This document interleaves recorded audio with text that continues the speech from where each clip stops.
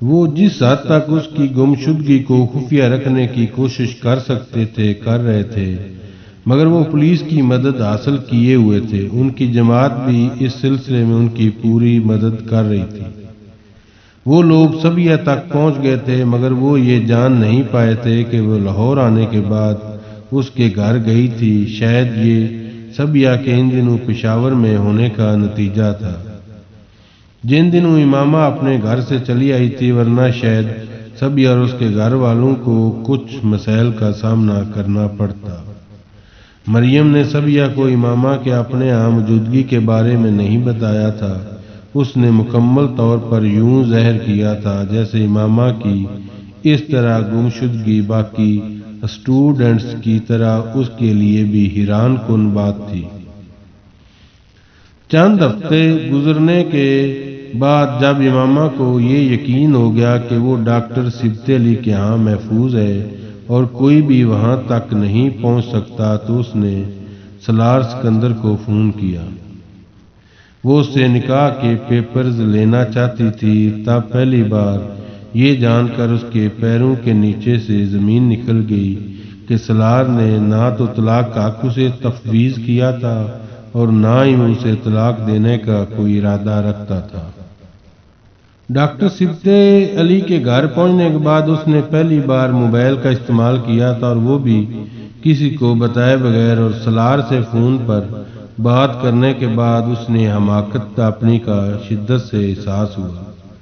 اسے سالار جیسے شخص پر کبھی بھی اس حد تک اعتماد نہیں کرنا چاہیے تھا، اور اسے پیپرز کو دیکھنے میں کتنا وقت لگ سکتا تھا جو اس نے انہیں دیکھنے سے اجتناب کیا، اور پھر آخر اس نے پیپرز کی ایک کاپی فوری طور پر اس سے کیوں نہیں لی، کم از کم اس وقت جب وہ اپنے گھر سے نکل آئی تھی۔ اسے اب اندازہ ہو رہا تھا کہ وہ شخص اس کے لیے کتنی بڑی مصیبت بن گیا تھا، اور آئندہ آنے والے دنوں میں وہ اب ہر بات پر پچھتا رہی تھی۔ اگر اسے اندازہ ہوتا کہ وہ ڈاکٹر سبط علی جیسے آدمی کے پاس پہنچ جائے گی تو وہ کبھی بھی نکاح کرنے کی حماقت نہ کرتی، اور سالار جیسے آدمی کے ساتھ تو کبھی بھی نہیں۔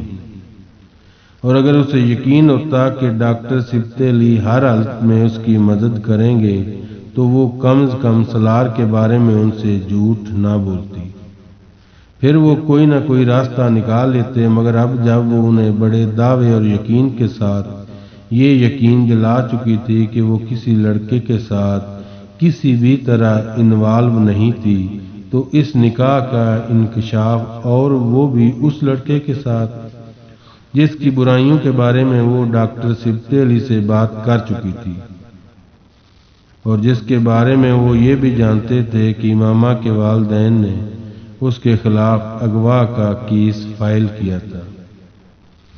وہ نہیں جانتی تھی کہ وہ اب ڈاکٹر سبط علی کو یہ حقائق بتانے کی کوشش کرے گی تو ان کا رد عمل کیا ہوگا، اور وہ کم از کم اس وقت وہ وحید ٹھکانہ کھونے کے لیے تیار نہیں تھی۔ اگلے کئی دن اس کی بھوک پیاس بالکل ختم ہوگی۔ مستقبل یکدم بھوت بن گیا تھا، اور سالار سکندر اسے اس شخص سے اتنی نفرت محسوس ہو رہی تھی کہ اگر وہ اس کے سامنے آ جاتا تو وہ اسے شوٹ کر دیتی۔ اسے عجیب عجیب خدشے اور اندیشے تنگ کرتے رہتے۔ پہلے اگر اسے صرف اپنے گھر والوں کا خوف تھا تو اب اس خوف کے ساتھ سالار کا خوف بھی شامل ہو گیا تھا۔ اگر اس نے بھی میری تلاش شروع کر دی تو اور اس کے ساتھ ہی اس کی حالت غیر ہونے لگی۔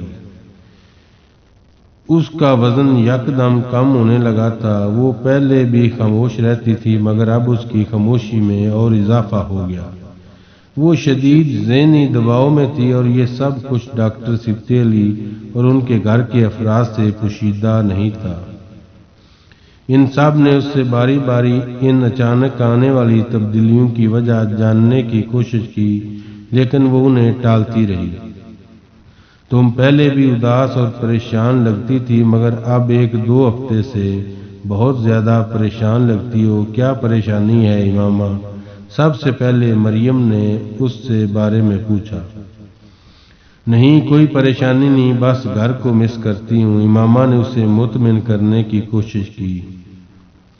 نہیں، میں یہ نہیں مان سکتی، آخر اب اچانک اتنا کیوں مس کرنے لگی؟ انہیں کہ کھانا پینا بھول گئی ہو، چہرہ زرد ہو گیا ہے، آنکھوں کے گرد ہلکے پڑنے لگے اور وزن کم ہوتا جا رہا ہے۔ کیا تم بیمار ہونا چاہتی ہو؟ وہ مریم کی کہی ہوئی کسی بات کو رد نہیں کر سکتی تھی۔ وہ جانتی تھی کہ اس کی ظاہری حالت دیکھ کر کوئی بھی اس کی پریشانی کا اندازہ بآسانی لگا سکتا تھا، اور شاید یہ اندازہ بھی کہ پریشانی کسی نئے مسئلے کا نتیجہ تھی، مگر وہ اس معاملے میں بے بس تھی۔ وہ سلار کے ساتھ ہونے والے نکاح اور اس کے متعلقہ خدشات کو اپنے ذہن سے نکال نہیں پا رہی تھی۔ مجھے اب اپنے گھر والے زیادہ یاد آنے لگے ہیں، جوں دن گزر رہے ہیں وہ مجھے زیادہ یاد آ رہے ہیں، امامہ نے مدھم آواز میں اس سے کہا، اور یہ جھوٹ نہیں تھا، اسے واقعی اب اپنے گھر والے پہلے سے زیادہ یاد آنے لگے تھے۔ وہ کبھی بھی اتنا لمبا عرصہ ان سے الگ نہیں رہی تھی، اور وہ بھی مکمل طور پر اس طرح کٹ کر۔ لاہور ہاسٹل میں رہتے ہوئے بھی وہ مہینے میں ایک بار ضرور اسلام آباد جاتی، ایک دو بار وسیم یا ہاشم مبین لاہور اس سے ملنے چلے آ جاتے تھے۔ پتہ نہیں مریم اس کے جواب سے مطمئن ہوئی یا نہیں، مگر اس نے موضوع بدل دیا تھا۔ شاید اس نے سوچا کہ اس طرح اس کا ذہن بٹ جائے گا۔ ڈاکٹر سبتے علی کی 3 بیٹیاں تھیں، مریم ان کی تیسری بیٹی تھی۔ ان کی بڑی دونوں بیٹیوں کی شادی ہو چکی تھی، جبکہ مریم ابھی میڈیکل کی تعلیم حاصل کر رہی تھی۔ ڈاکٹر سبتے علی نے امامہ کو اپنی بڑی دونوں بیٹیوں سے بھی متعارف کروایا تھا۔ وہ دونوں بیرون شہر مقیم تھی اور ان کا رابطہ زیادہ تر فون کے ذریعے ہی ہوتا تھا، مگر یہ ایک اتفاق ہی تھا کہ امامہ کے وہاں آنے کے چند ہفتوں کے دوران وہ دونوں باری باری کچھ دنوں کے لیے وہاں آئیں۔ امامہ سے ان کا رویہ مریم سے مختلف نہیں تھا، ان کے رویے میں اس کے لیے محبت اور مانوسیت کے علاوہ کچھ نہیں تھا، لیکن امامہ کو انہیں دیکھ کر ہمیشہ اپنی بڑی بہنیں یاد آ جاتی، اور پھر جیسے سب کچھ یاد آ جاتا۔ پھر اس کو سعد یاد آیا۔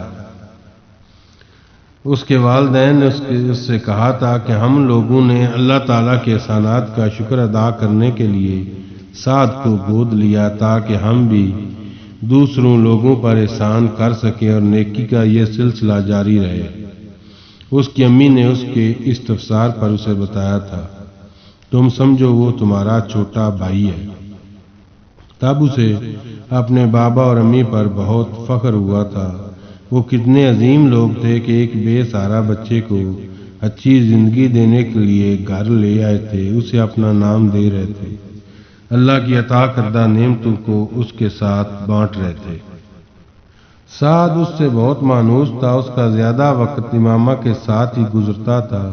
وہ شروع کے کئی سال امامہ کے کمرے میں اس کے بیڈ پر ہی سوتا رہا۔ اسلام قبول کر لینے کے بعد میڈیکل کالج سے وہ جب بھی اسلام آباد آتی، وہ سعد کو حضرت محمد صلی اللہ علیہ وآلہ وسلم کے بارے میں بتاتی رہتی۔ وہ اتنا چھوٹا تھا کہ کسی چیز کو منطقی طریقے سے نہیں سمجھایا جا سکتا تھا، مگر وہ اس سے صرف ایک بات کہتی رہی، جیسے اللہ ایک ہوتا ہے اسی طرح ہمارے پیغمبر محمد صلی اللہ علیہ وآلہ وسلم بھی ایک ہی ہیں، ان سا کوئی اور نہیں ہو سکتا۔ وہ اسے ساتھ یہ تاکید بھی کرتی رہتی کہ وہ ان دونوں کی آپس کی باتوں کے بارے میں کسی کو بھی نہیں بتائے، اور امامہ یہ بھی جانتی تھی کہ اس کی یہ کوشش بیکار تھی۔ سعد کو بچپن ہی سے مذہبی اجتماعات میں لے جایا جانے لگا اور وہ اس کو اثر قبول کر رہا تھا۔ اس نے گھر سے بھاگتے ہوئے بھی سعد کو اپنے ساتھ لے آنے کا سوچا تھا، مگر یہ کام ناممکن تھا۔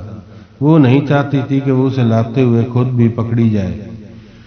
وہ اسے وہاں چھوڑ آئی تھی، اور اب ڈاکٹر سبتے علی کے ہاں پہنچ جانے کے بعد اسے اس کا بار بار خیال آتا، اگر وہ کسی طرح اسے وہاں لے آتی تو وہ بھی اس دلدل سے نکل سکتا تھا، مگر ان تمام سوچوں تمام خیالوں نے اپنے گھر والوں کے لیے اس کی محبت کو کم نہیں کیا، نہ اپنے گھر والوں کے لیے اور نہ جلال عنصر کے لیے۔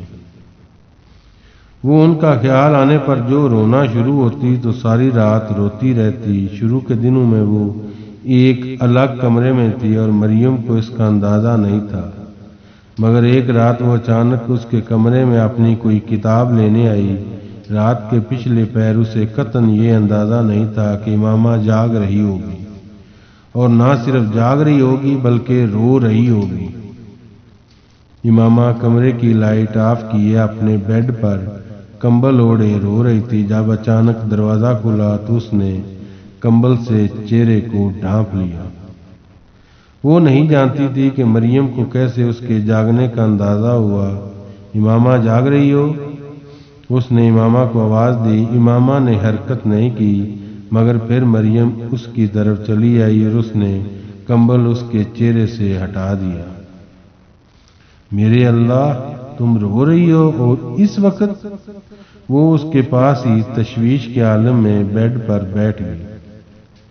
امامہ کی آنکھیں بری طرح سوجی ہوئی تھیں اور اس کا چہرہ آنسوں سے بھیگا ہوا تھا، مگر اسے سب سے زیادہ ندامت اس طرح پکڑے جانے کی تھی۔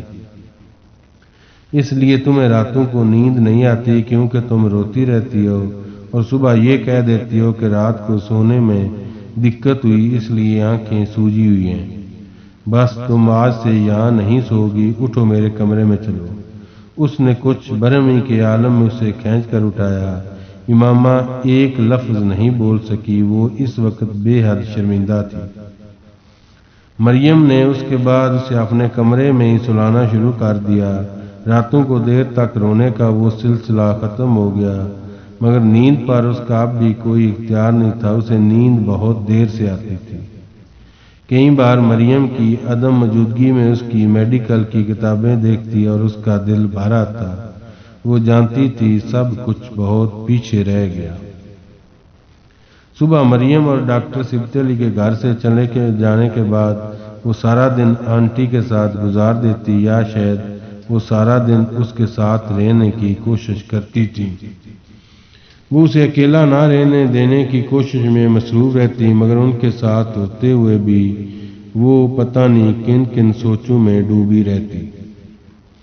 اس نے اسرار کے ساتھ دوبارہ رابطہ کرنے کی کوشش نہیں کی تھی۔ وہ جانتی تھی اس کا کوئی فائدہ نہیں تھا۔ اس کی ذہنی پریشانی میں اضافے کے علاوہ اس رابطے سے اسے کچھ حاصل ہونے والا نہیں تھا۔ اسے ڈاکٹر سبت علی کے ہاں آئے ہوئے 3 ماہ ہو گئے جب ایک دن انہوں نے رات کو اسے بلایا۔ آپ کو اپنا گھر چھوڑے کچھ وقت گزر گیا ہے، آپ کے گھر والوں نے آپ کی تلاش ابھی تک ختم تو نہیں کی ہوگی، مگر چند ماہ پہلے والی تندی تیزی نہیں رہی ہوگی۔ اب میں جاننا چاہتا ہوں کہ آپ آگے کیا کرنا چاہتی ہیں، انہوں نے مختصر تمہید کے بعد کہا۔ میں نے آپ کو بتایا تھا کہ میں اسٹڈیز جاری رکھنا چاہتی ہوں۔ وہ اس کی بات پر کچھ دیر خاموش رہے، پھر انہوں نے سوچا، امامہ آپ نے اپنی شادی کے بارے میں کیا سوچا ہے؟ وہ ان سے اس سوال کی توقع نہیں کر رہی تھی۔ شادی؟ کیا مطلب؟ وہ بے اختیار ہکلائی۔ آپ جن حالات سے گزر رہی ہیں ان میں سے آپ کے لیے سب سے بہترین راستہ شادی ہی ہے۔ کسی اچھی فیملی میں شادی ہو جانے سے آپ اس عدم تحفظ کا شکار نہیں رہیں گی جس کا شکار آپ ابھی ہیں۔ میں چند اچھے لڑکوں اور فیملیز کو جانتا ہوں، میں چاہتا ہوں ان میں سے کسی کے ساتھ آپ کی شادی کر دی جائے۔ وہ بالکل سفید چہرے کے ساتھ انہیں چپ چاپ دیکھتی رہی۔ وہ ان کے پاس آنے سے بہت پہلے اپنے لیے اسی حل کو منتخب کر چکی تھی، اور اسی ایک حل کو ڈھونڈتے ڈھونڈتے وہ سالار سکندر سے نکاح کی حماقت کر چکی تھی۔ اس وقت اگر وہ سالار سکندر سے نکاح نہ کر چکی ہوتی تو وہ بلا حیل و حجت ڈاکٹر سبت علی کی بات ماننے پر تیار ہو جاتی۔ وہ جانتی تھی ان حالات میں کسی اچھی فیملی میں شادی اسے کتنی اور کن مصیبتوں سے بچا سکتی تھی۔ اس نے آج تک کبھی خود مختار زندگی نہیں گزاری تھی، وہ اپنی ہر چیز کے لیے اپنی فیملی کی محتاج رہی تھی، اور وہ یہ تصور کرتے ہوئے بھی خوف زدہ رہتی تھی کہ آخر وہ کب کس طرح صرف اپنے بال بوتے پر زندگی گزار سکے گی۔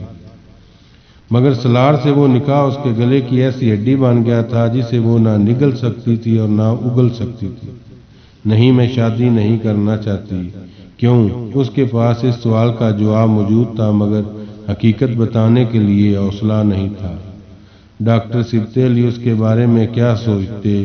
یہ کہ وہ ایک جھوٹی لڑکی ہے جو اب تک انہیں دھوکہ دیتے ہوئے ان کے پاس رہ رہی تھی، یا یہ کہ شاید وہ سلار سے شادی کے لیے اپنے گھر سے نکلی تھی اور باقی سب کچھ کے بارے میں جھوٹ بول رہی تھی، اور اگر انہوں نے حقیقت جان لینے پر اس کی مدد سے معذرت کر لی یا اس سے گھر سے چلے جانے کو کہا تو